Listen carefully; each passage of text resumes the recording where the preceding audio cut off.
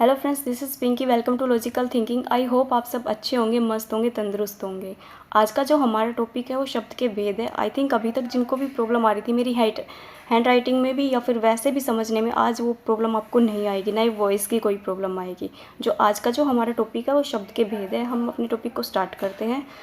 आज का जो हमारा टॉपिक है वो शब्द के भेद है। शब्द के कितने भेद होते हैं? शब्द के 4 भेद होते हैं। विकार और परिवर्तन रूप के आधार पर शब्द के कितने भेद होते हैं? 2 भेद होते हैं। फर्स्ट कौन सा भेद होता है? विकारी शब्द। विकारी शब्द वो होते हैं जिनमें लिंग वचन काल के आधार पर परिवर्तन आ जाए, उनको कहते हैं विकारी शब्द। अविकारी शब्द कौन से होते हैं? जिनमें लिंग वचन काल के आधार पर कोई परिवर्तन ना आए, उनको कहते हैं अविकारी शब्द। विकारी जो शब्द होते हैं वो 4 प्रकार के होते हैं। फर्स्ट हमारा होता है संज्ञा, सर्वनाम, विशेषण और क्रिया। ये तो किसके हैं? विकार के आधार पर। ओके, नेक्स्ट है हमारा अविकारी। अविकारी भी कितने प्रकार के होते हैं? 4 प्रकार के। अविकारी को हम अव्यय निपात भी कह सकते हैं। ओके, अविकारी कौन से होते हैं? क्रिया, विशेषण, अव्यय, संबंध बोधक, समुच्चय बोधक और विस्मय बोधक। ये हमारे क्या है? अविकारी के भेद। विकारी शब्द। विकारी शब्द कौन से होते हैं? जिन शब्दों पर लिंग वचन पुरुष काल कारक का प्रभाव पड़ने पर परिवर्तन हो जाए। मतलब जिन पे लिंग वचन काल का प्रभाव पड़े तो उनमें परिवर्तन हो जाए, उनको क्या कहते हैं? विकारी शब्द। जो शब्द जैसे होते हैं उनका परिवर्तन रूप अलग अलग होता है। मतलब जो उनका जो रियल रूप होता है, जब हम उनको प्रयोग करते हैं किसी भी वाक्य में तो उनका रूप चेंज हो जाता है, उनको कहते हैं हम विकारी शब्द। उदाहरण ले रखे हैं, देखो जैसे संज्ञा। संज्ञा का ले लिया, सर्वनाम का, विशेषण का और क्रिया का। ये भी कितने प्रकार के होते हैं? 4 प्रकार के। ये मैंने आपको पीछे बता दिया है। संज्ञा। संज्ञा में जैसे आपने यूज किया बेटा। बेटा को जब हम दूसरे वाक्य में प्रयुक्त करेंगे तो उसका क्या हो जाएगा? बेटी। ठीक है। फिर सर्वनाम कौन से होंगे? आप और आपके, सुंदर, सुंदरी। ये क्या है? विशेषण है हमारे। लिखता और लिखती, ये क्या है? क्रिया। ओके, नेक्स्ट है हमारा अविकारी शब्द। कौन सा हमारा? अविकारी शब्द। जिन शब्दों पर लिंग वचन पुरुष काल कारक का कोई प्रभाव न पड़ता हो। मतलब जिनको हम किसी भी सेंटेंस में यूज़ करें, जो जैसे हैं वैसे के वैसे यूज़ होंगे, उनमें कोई भी परिवर्तन नहीं होगा, वो कौन से होते हैं? अविकारी। अविकारी को हम क्या कह सकते हैं? अव्यय निपात भी कह सकते हैं। ओके, जो शब्द जैसे होते हैं उनका वैसा ही प्रयोग होता है, सभी लिंग वचन काल कारक में हो, उन्हें अविकारी शब्द कहते हैं। मतलब उन पर कोई भी असर नहीं पड़ता लिंग वचन काल कारक का भी। अविकारी शब्द का अन्य नाम अव्यय भी है। अव्यय भी है और हम इसको क्या कह सकते हैं? निपात। ओके, नेक्स्ट हमारा जो टॉपिक है मेन, वो है आज का हमारा संज्ञा। संज्ञा। संज्ञा किससे मिलकर बना है? संज्ञा बना है सम प्लस ज्ञा। जो सम है ये क्या है? हमारा उपसर्ग है और ज्ञा क्या है? इसमें धातु है।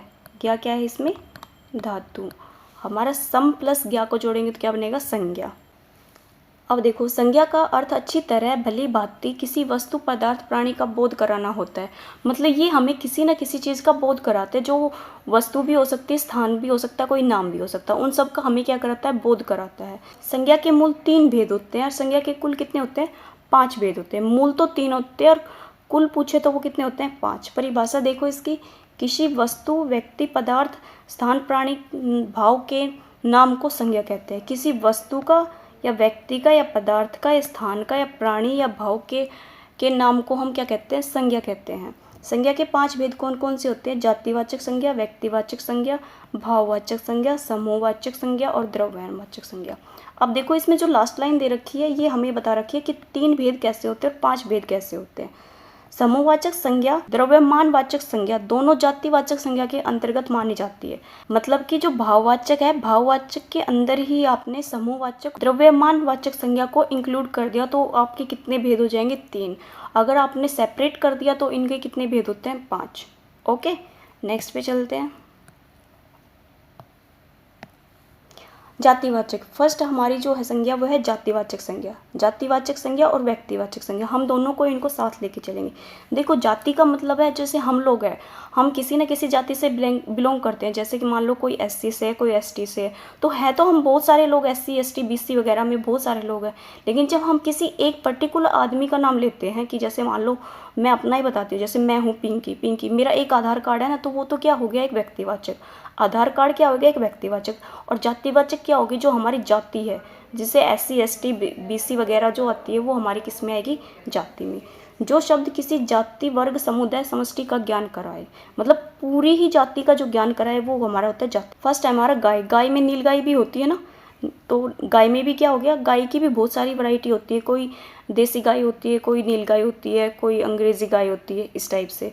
नदियाँ भी बहुत है, जैसे गंगा, ब्रह्मपुत्र, सरस्वती, ऐसे नहर भी बहुत सारी है। मतलब एक नाम, एक जाति बता दी उसने, नहर एक जाति है, और जब इसके नाम ले देंगे कौन सी नहर, मान लो सरस्वती नहर है, ठीक है, तो वो क्या होगी उसकी व्यक्ति। ओके। पर्वत, देश, राज्य और राजधानी, ये सब क्या है, जातिवाचक संज्ञा। अब आते हैं व्यक्तिवाचक संज्ञा पे, जहाँ जाति, वर्ग, समुदाय में से किसी एक को लिया जाए। मतलब बहुत सारे लोग हैं हम किसी एक जाति में, और हमारा आधार कार्ड है वो एक है, ठीक है, जो हमारी पहचान कराता है वो सिर्फ एक है, वो क्या है, व्यक्तिवाचक। जहाँ जाति, वर्ग, समुदाय में से किसी एक को लिया जाए वो क्या है, व्यक्तिवाचक। जैसे नीलगाय, गायों में से किसको ले लिया, नीलगाय को। गंगा, अब नदियों में से किसी एक को ले लिया ना, गंगा। हिमालय, बहुत सारे पर्वत है, उनमें से किसको ले लिया, पर्वत। भारत, बहुत सारे देश हैं, उनमें से किसी एक को ले लिया, भारत को। पाकिस्तान, यूरोप, अमेरिका, ये सारे क्या हैं, देशों में से किसी एक को ले लिया। हरियाणा और चंडीगढ़ ऐसे सेम है। नेक्स्ट है हमारा, अब देखो नगर में हमने किसको लिया है, रेवाड़ी। तो ये क्या है हमारा, फर्स्ट क्या है, जातिवाचक संज्ञा, और जो नीचे लिख रखे हैं वो क्या है, व्यक्तिवाचक संज्ञा। शहर में से किसको ले लिया, रेवाड़ी को ही। पशु में से किसको ले लिया, हाथी, जबकि पशु तो बहुत सारे हैं, गाय है, हाथी है, बैल है, इस तरह से। पक्षी में मोर तो नहीं है, पक्षी में चिड़िया भी है, मोर भी है, कबूतर भी है, इस तरीके से। तो ये क्या है, जाति, और ये क्या है नीचे, व्यक्तिवाचक संज्ञा, ठीक है। कंबाइन उदाहरण करते हैं।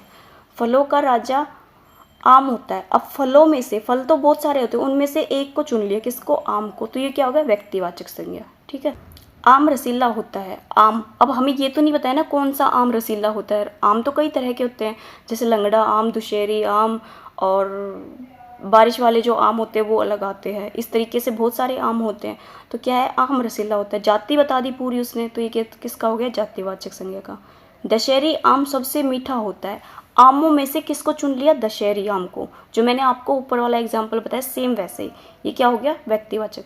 मतलब बहुत सारों में से जब एक को चुन लिया जाए तो वो क्या हो गया, व्यक्तिवाचक संज्ञा। शेर ताकतवर होता है। शेर तो बहुत सारे होते हैं, लेकिन इसने पूरी जाति को ही एक नाम दे दिया, शेर।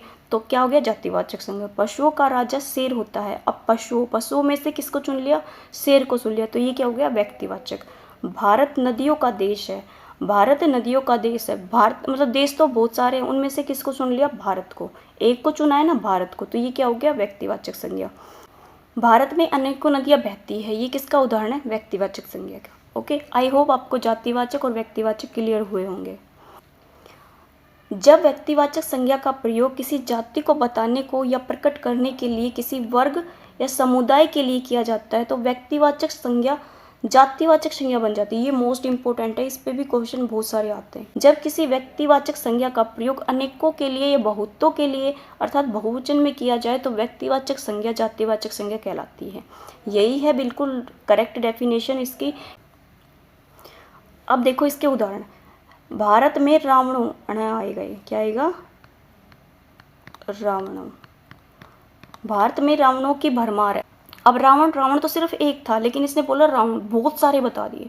अब व्यक्ति एक था लेकिन उसको बहुत सारों में यूज़ कर लिया, तो क्या हो गया, वो जातिवाचक संज्ञा। ठीक है, ये मोस्ट इंपॉर्टेंट है, ये भी इसको ध्यान रखना है। एक समय ऐसा भी आएगा जब हर घर में राम जन्म लेगा। राम तो एक था, लेकिन अब इसने क्या लगा दिया, हर घर में राम जन्म लेगा। हर घर में राम जन्म लेगा तो बहुत सारे राम हो गए, तो ये क्या हो गया, उसका जातिवाचक संज्ञा। ठीक है, परीक्षा समाप्त होते ही सभी छात्र कुंभकर्णी नींद में चले गए। अब देखो, कुंभकर्ण तो एक था लेकिन उसका बहुतों के लिए यूज़ कर लिया, तो वो क्या हो गया, जातिवाचक। एक समय ऐसा भी था जब प्रत्येक घर में सीता रहती थी। सीता एक थी लेकिन बहुतों के लिए प्रयोग कर दिया, तो क्या हो गया, जातिवाचक संज्ञा। ओके, नेक्स्ट है हमारा भाववाचक संज्ञा। ये थर्ड है हमारा भाववाचक संज्ञा, जो स्पर्शी नहीं, जो अस्पर्श क्या होती है, अस्पर्श, जिसको हम स्पर्श नहीं कर सकते, सिर्फ फील कर सकते हैं। जैसे कि मिठास, मिठास को हम स्पर्श तो नहीं कर सकते लेकिन हम फील कर सकते हैं। जैसे हम बोले मिठास, इसमें तो बहुत मिठास है, तो हमने क्या किया, फील किया, उसको स्पर्श नहीं किया। ठीक है, हमने उसको देखा नहीं, छू नहीं सकते हम उसको। बचपन भी एक अपने आप में क्या है, अस्पर्श है। ठीक है, बुढ़ापा। नेक्स्ट है हमारा ये अनुभव जन्य होती है। जैसे अनुभव कर सकते हैं हम इसको कि हाँ, जैसे गरीबी है, तो कोई यूज़ करता है गरीब, भाई वो गरीब है, तो हम उसको क्या कर सकते हैं, मतलब फील, अनुभव कर सकते हैं कि भाई वो गरीब है। ईमानदारी, सच्चाई, ये क्या किसके उदाहरण है, ये भाववाचक संज्ञा के। जिसमें प्रत्यय लगा होता है, इसमें क्या होता है, प्रत्यय लगे होते हैं। हर शब्द में क्या मिलेगा आपको, प्रत्यय मिलेगा। कुछ बिना प्रत्यय के स्वतंत्र भी होते हैं, जैसे उल्लास, उमंग, प्रेम, क्रोध और लोभ। ओके, अब देखो इसका उदाहरण, बचपन बड़ा सुहाना होता है। अभी मैंने जो ऊपर था वो क्या बताया था आपको कि ये एस्पर्स होती है और इनमें प्रत्यय लगा होता है। बचपन, बचपन किससे मिला होगा, बना होगा बच्चा प्लस पन, क्या बन गया, बचपन। तो इसमें क्या है, ये बचपन भाववाचक संज्ञा है। जवानी में अनेक भूल हो जाती है, तो क्या आएगा इसका, जवान प्लस नी। भाववाचक में आपको सभी में प्रत्यय मिलेगा। ओके, मेरी लिखी नहीं, मेरी लिखाई, क्या आएगा, मेरी लिखाई अच्छी नहीं है, लिख प्लस ई, लिखाई। आपकी लिखावट बहुत सुंदर है, लिख प्लस आवट, क्या होगी, लिखावट। ताजमहल की सुंदरता फीकी, ये क्या आएगा, ताजमहल की सुंदरता फीकी पड़ गई। ठीक है, सुंदर प्लस ता। ओके, समूहवाचक संज्ञा, समूह का मतलब है जैसे झुंड वगैरह हो गए, जो संगठन हो गए, और पुलिस वगैरह, पुलिस और भीड़ को भी हम किस में लेते हैं, झुंड में लेते हैं। ठीक है, जहाँ एकत्र होना पाया जाए, जहाँ बहुत सारे लोग हो, उसको हम क्या कहते हैं, समूहवाचक संज्ञा। जैसे संघ, संगठन, समिति, सभा, कबीला, झुंड, बाजार, भीड़ और पुलिस। बाजार, भीड़ और पुलिस भी किस में आती है, समूहवाचक संज्ञा में आती है। फर्स्ट है हमारा उदाहरण, पशु हमेशा झुंड में पाए जाते हैं। झुंड आ गया, वो क्या हो गया, समूहवाचक। वनस्पतियों का झुरमुट होता है, झुरमुट किसके लिए यूज होता है, समूहवाचक के लिए। ऊँट का काफिला जा रहा है, काफिले का मतलब होता है बहुत सारे ऊँट वहाँ से जा रहे हैं। अंगूर गुच्छे में पाए जाते हैं, एक अंगूर तो मिलता है नहीं, एक गुच्छा मिलता है उसका पूरा, जिसमें बहुत सारे अंगूर होते हैं। ये किसके उदाहरण है, हमारे समूहवाचक संज्ञा का। द्रव्यमानवाचक संज्ञा, ठीक है, ये आज का हमारा लास्ट है, द्रव्यमानवाचक संज्ञा। ठोस व तरल पदार्थों के रूप में पाई जाती है, मतलब ये तो ठोस मिलेगा या तरल मिलेगा। ठोस में जैसे कोयला हो गया, ठोस है कोयला, और पानी, पानी क्या है, तरल, लिक्विड। जो धातु अधातु के रूप में, सोना और लोहा क्या है, धातु, या तो धातु के रूप में मिलेगा या आपको अधातु के रूप में मिलेगा। वो किसके उदाहरण है, द्रव्यमानवाचक संज्ञा के। जिसे मापा व तौला जा सके, जैसे दूध हो गया, चावल हो गया, आटा हो गया, चीनी होगी, इनको हम क्या कर सकते हैं, इनका वेट कर सकते हैं कि भाई ये कितने हैं, कितने केजी के हैं। ओके, जो ढेर के रूप में हो, जो ढेर में भी हो, वो भी किस में आएगा, द्रव्यमानवाचक संज्ञा के। जैसे मिट्टी और बालू, मैंने साथ साथ उदाहरण भी दे रखे हैं। जैसे आपको ठोस और तरल के रूप में पूछे तो कोयला और पानी। ठीक है, धातु और अधातु में किस में आएगा, लोहा और जैसे सोना। जिसको हम तोल या माप सकते हैं उसमें आएगा दूध, तेल, चावल, आटा। और जो मिट्टी के ढेर के रूप में आ जाए वो आएगा मिट्टी और बालू। आई होप आपको आज संज्ञा का टॉपिक समझ में भी आया होगा, और जो मैंने बना रखी है पीपीटी वो भी आपको इजीली समझ में आ जाएगी। हैंड राइटिंग की तरह इसमें कोई भी आपको किसी तरह की प्रॉब्लम नहीं आएगी। ओके, अगर आपको मेरा कंटेंट पसंद आया हो और समझ में आया तो प्लीज़ लाइक और सब्सक्राइब कीजिए। Thank you.